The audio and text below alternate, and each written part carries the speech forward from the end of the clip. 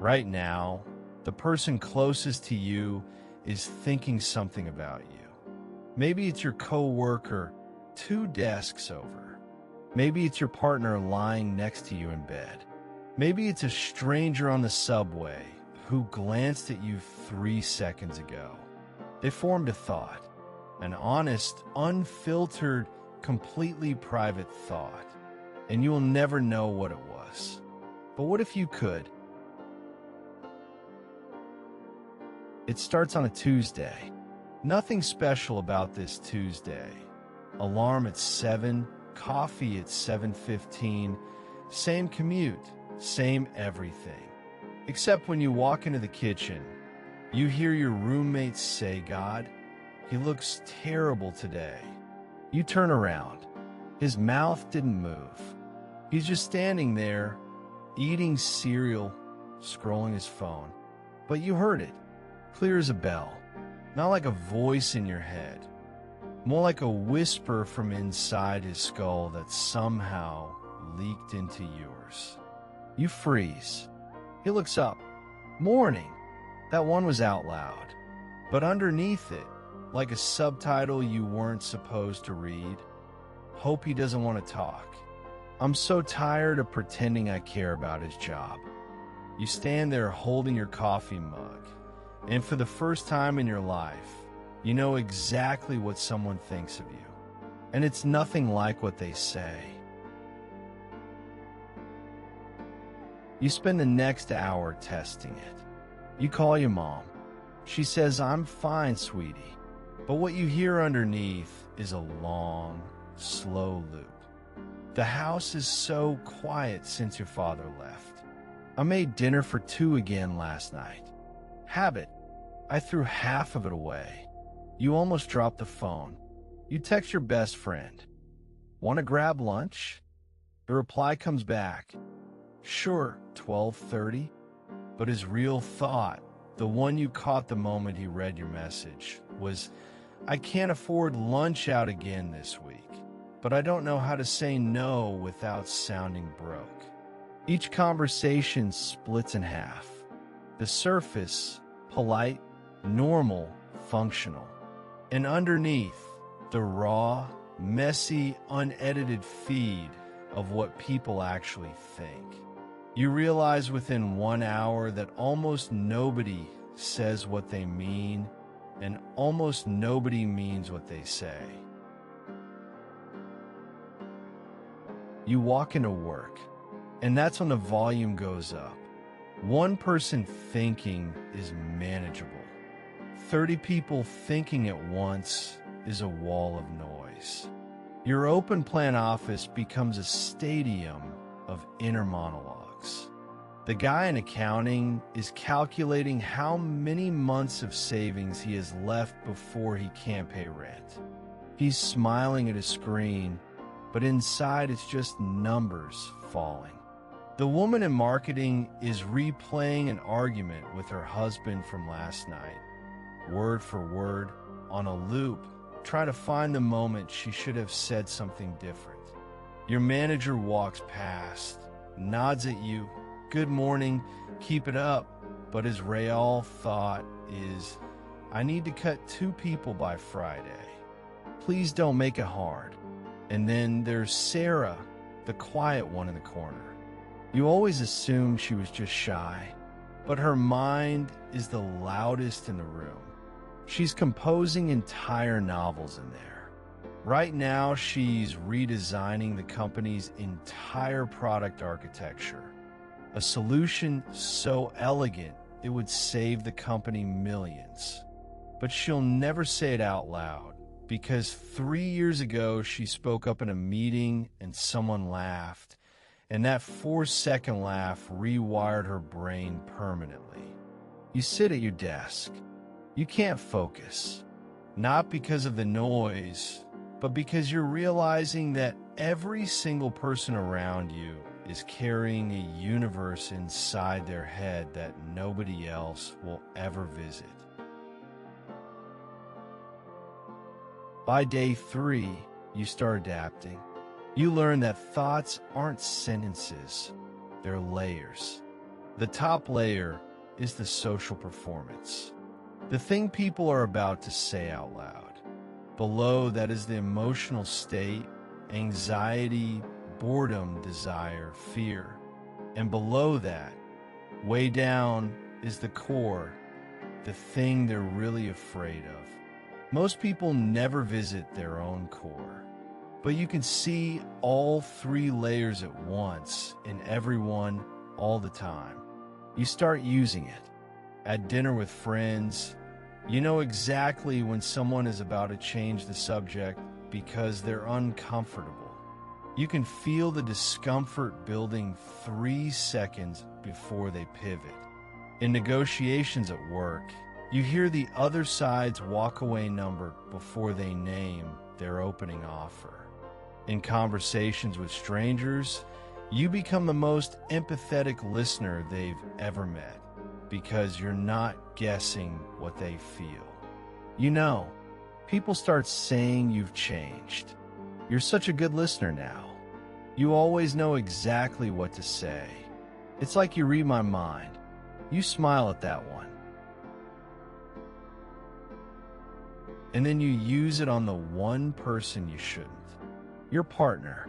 You're lying in bed. She's reading a book. Everything is quiet, peaceful, normal. And then you hear it. Not because you tried to, but because it's right there. She's not reading. She's thinking about someone else. Not romantically. Not yet. But there's a name in her thoughts, and it's not yours. It's a coworker. She's replaying a conversation they had at lunch. How he made her laugh. How he noticed her new haircut when you didn't. She's not planning anything. She's not cheating. She's just wondering. The way humans do. The way you've probably done 1,000 times yourself. But you weren't supposed to hear that. That thought was hers. It existed in the private space between impulse and action, where every human being processes the full range of what they feel before choosing what to do about it. She chose you. Every day, she chooses you. But now you can't unhear the moment before the choice. And that moment is ugly. You stare at the ceiling. She asks, "Everything okay?" You say, "Yeah, just tired." And for the first time, you're the one lying. Week 2. You take the subway during rush hour. This is a mistake. 300 people in a metal tube underground. 300 inner monologues hitting you simultaneously. A teenager is fantasizing about dropping out of school. A man in a suit is rehearsing how he'll tell his kids about the divorce. A woman near the door is counting the stops, not to her destination, but counting as a way to stop the panic attack that's been building since she woke up. An old man is thinking about his wife. She died 4 months ago. He's riding the train because their apartment is too quiet, and at least here there's movement. You grab the pole. Your knees buckle. It's not the noise you could handle. It's the weight. Every person on this train is carrying something, and none of them know that anyone else is carrying anything at all. They all think they're the only one who's struggling. The man hiding the divorce sits 3 feet from the woman hiding the panic attack, and neither of them has any idea. You get off 2 stops early. You stand on the platform, gasping as the train disappears. And you think, maybe for the first time, that the loneliest thing about being human isn't that no one understands you. It's that everyone around you is just as lost, and the rules say you're not allowed to show it. By month 2, you stop going outside. It's not a dramatic decision. You just stop. First, you skip the coffee shop because the barista is thinking about how slow you are counting change. Then you skip the gym because the guy next to you is ranking everyone in the room by appearance, and you're not in his top 10.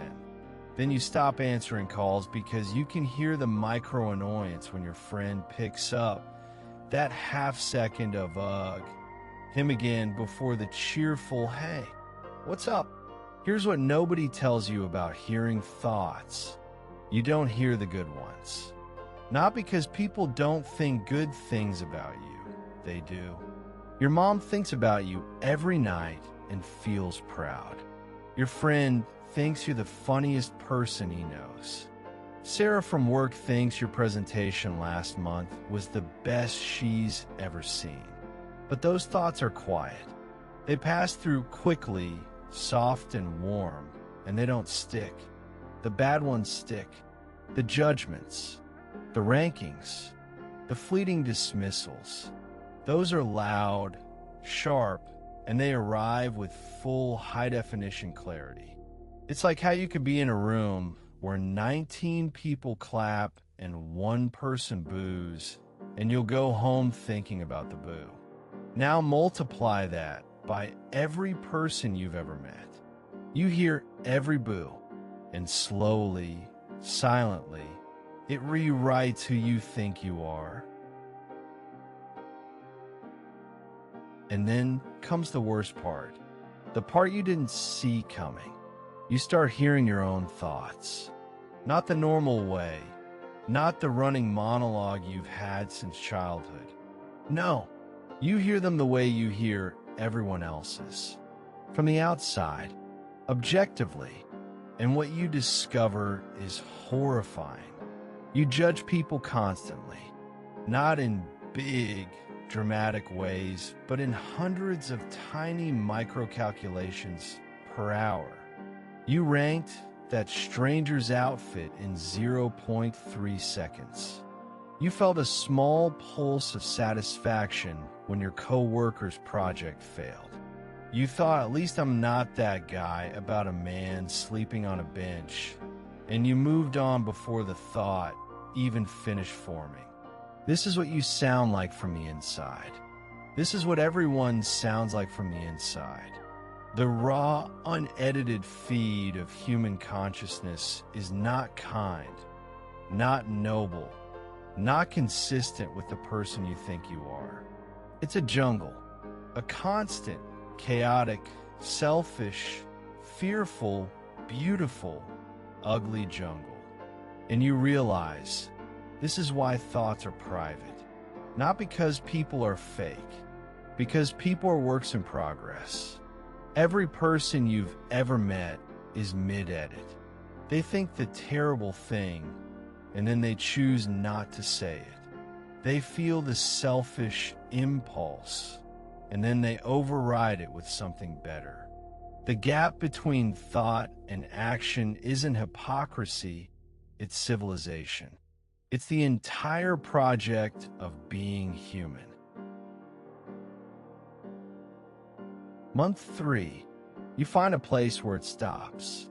A monastery 3 hours north of the city. 12 monks who've been practicing silence, not just of the mouth, but of the mind for decades. You walk through the gate, and for the first time in months, you hear almost nothing. Not complete silence. These are still human beings, but their thoughts are different. Slow, deliberate, like a still pond instead of a river. One monk is thinking about the texture of bread he's kneading. That's it, just bread. Another is watching a leaf fall, and his entire consciousness is the leaf. No commentary, no judgment, no comparison to other leaves. Just the leaf. You sit in their garden for 6 hours. You cry for most of it. Not because you're sad, because you'd forgotten what a quiet mind feels like. And you realize that the loudest minds you heard on the subway, the panicking, the looping, the catastrophizing, weren't broken. They were just untrained. Nobody ever taught them how to sit with a thought without becoming it. The head monk sits down next to you. He doesn't say anything, but his thought, the only one you catch, is, "This one has heard too much." But he's here. That's enough. You stay at the monastery for a week. On the last day, you wake up and something has changed. You can still hear thoughts, but now you can choose. Like adjusting the volume on a radio. You can tune in, or you can let it pass through you. You take the train back to the city. Rush hour again. 300 minds. But this time, instead of drowning, you do something different. You listen gently, briefly, and then you let go. The man with the divorce? You sit next to him. You don't say anything about what you know. You just say, "Rough day." He looks surprised. "Yeah, actually," you nod. "Same." That's it. That's all he needed. Not someone to fix it, just someone to see it. The woman with the panic attack. You catch her eye. You give her a small nod. Nothing weird, nothing intrusive. Just acknowledgement. Her panic doesn't stop, but her thought shifts just slightly. Someone noticed. Maybe I'm not invisible. You realize that the power was never about hearing what people think. It was about understanding what people need. And what most people need is absurdly simple. To feel like they're not carrying it alone. You go home. Your partner is on the couch. She looks up, and you hear her think. He looks different. Something happened. You sit next to her. She asks how your week was. And instead of performing the normal script, "Fine, you say something you've never said before. "I think I've been paying attention to the wrong things." She tilts her head. Her thought, "That's honest." When was the last time he was this honest? You don't tell her about the ability. You don't tell her what you heard that night in bed. Because you finally understand. Knowing someone's private thoughts isn't intimacy. Choosing to trust someone despite not knowing, that's intimacy. You still hear thoughts. You always will. But you've learned the only lesson that matters. Every person you'll ever meet is fighting something you can't see. The cashier, the CEO, the stranger on the bench, your mother, your partner, you. Everyone is mid-sentence in a conversation they're having with themselves.